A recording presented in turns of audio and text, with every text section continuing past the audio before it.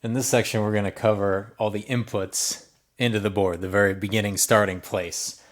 So we have 32 different inputs. They correspond to all the 32 channels on the back.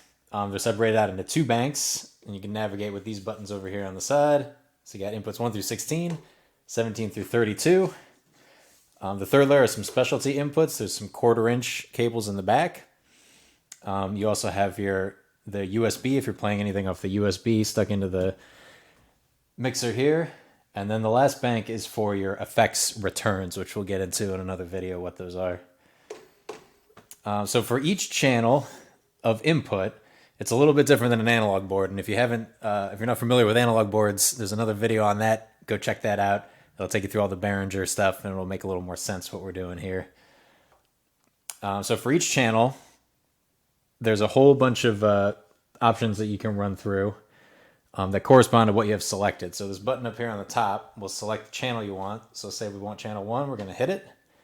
And now we're looking at all of the things we can do to channel 1. We'll kind of go through these. They're sort of set up in order of the way that the signal actually goes through the board. So the first one is the gain. That's the input gain for the preamp. So if you have a mic coming in, mic level signals are really low. So you need a preamp initially to boost that signal up so you can work with it in the board. And that's what this sucker does. Just the gain there coming in the board. You get phantom power. That's this guy. And then you have a phase reversal, which will actually flip the phase of the waveform of the electricity. And there's a couple uses for that we'll get into later. You got low cut, which will put a low cut EQ. It's good for vocals or anything that doesn't get down into the subfrequencies. And then you got adjustment here of which frequency you want it at. With any of these sections, you can hit this view button. And it's hard to see on here because we're zoomed out so far, but it will actually bring up on the main screen what you're looking at. You got a gate and a compressor. Those things we'll get into in other videos too, so you know what they are. Then the signal goes to the EQ section, which is this whole section. And then after that, you have your sends, which we'll also cover in another video. That's how you get route signal out of the board or to somewhere else within the board.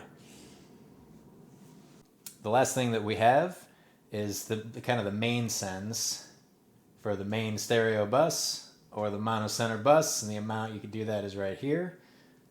We'll get into that in our outputs video too. So that's pretty much it.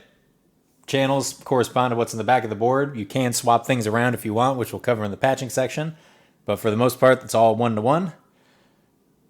And that's pretty much it for the inputs.